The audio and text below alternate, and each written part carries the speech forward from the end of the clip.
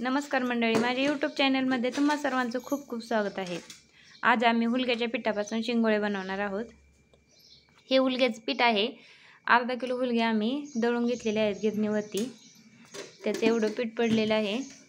आणि इकडे लसूण, जिरी, कोथिंबीर आणि लाल मिरची पावडर घेतलेली आहे।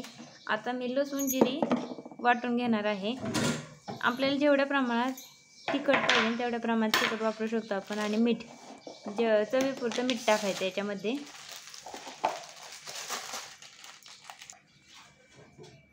अर्धा किलो हुलग्याच्या पिठासाठी मी एवढं प्रमाणात मीठ घेतलेलं आहे, एवढं लाल तिखट घेतलेलं आहे। आणि ह्या मिक्सरच्या भांड्यामध्ये जिरी लसूण बारीक करून घेतलेली आहे आणि कोथिंबीर सुद्धा बारीक करून घेतलेली आहे। ते पीठ फुगून जास्त प्रमाणात वाढते, त्याच्यामुळे आपल्याला जेवढ्या प्रमाणात पाहिजे तेवढ्या प्रमाणातच घ्यायचं। हे सर्व पीठ एकत्रित करून घ्यायचं आणि त्याच्यामध्ये आपण जे लसूण जिरी बारीक केलेले आहे त्या पिठामध्ये टाकून घ्यायची।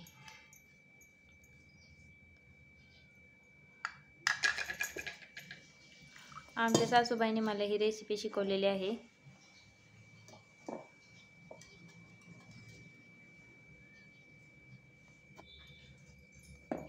आपण गव्हाचं कणिक कसे मळून घेतो तेवढ्या प्रमाणात घट्ट हे मळून घ्यायचं।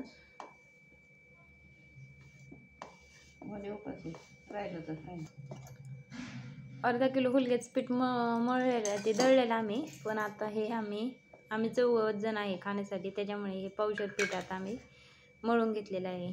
हे पीठ खूप फुगते, त्याच्यामुळे थोड्या प्रमाणात घेतलेलं आहे। आम्ही हे गव्हाच्या पिठासारखं घट्टसर गोळा मळून घेतला होता आणि आता अशा पद्धतीने शिंगोळ्या बनवलेल्या आहेत। गोल गोल असं चांगलं वळून घ्यायचं, त्याच्यानंतर याला चकलीसारखा आकार द्यायचा, याला शिंगोळे म्हणतात। अशा पद्धतीने मी कुकरमध्ये पाणी ठेवलेलं आहे। पाण्याला चांगली उकळी आलेली आहे। त्याच्यानंतर मी पाणी थोडं खाली घेऊन शांत करून घेतलेलं आहे। चांगली खळाखळा उकळी आणून द्यायची। त्याच्यानंतर हे आपण जे शिंगोळे बनवलेले आहेत ते पाण्यामध्ये सोडायचे। एक एक करून मी पूर्ण शिंगोळे पाण्यामध्ये सोडणार आहे आणि त्याच्यानंतर त्या शिंगोळ्यांना 2 ते 3 शिट्ट्या करून घेणार आहे, कारण ह्याला शिट्ट्या केल्यानंतर हुलगा असतं त्याच्यामुळे हे शिजून घ्यावं लागतं। तुम्हाला मी शिजून घेतल्यानंतर हे दाखवणार आहे हे शिंगोळे कसे होतात ते। तुम्ही जर माझ्या चॅनलला सबस्क्राईब केलं नसेल तर सबस्क्राईब करा आणि माझे व्हिडिओ जर आवडला असेल तर कमेंटमध्ये नक्की सांगा।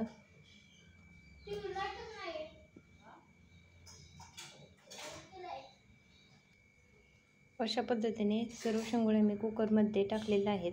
शिंगोळ्यांच्या वरती एक बोट असं पाणी आहे त्याच्यामध्ये। आता मी कुकरला झाकण लावणार आहे आणि याच्यामध्ये मी थोडंसं तेल पण टाकणार आहे, कारण ते सुट्ट होण्यासाठी।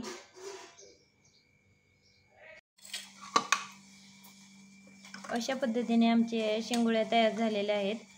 कुकरमध्ये आम्ही 4 शिट्ट्या करून घेतलेल्या आहेत शिजण्यासाठी आणि आता तुम्ही बघू शकता खूप छान अशा शिजून तयार झालेल्या आहेत। खूप छान दिसत आहेत।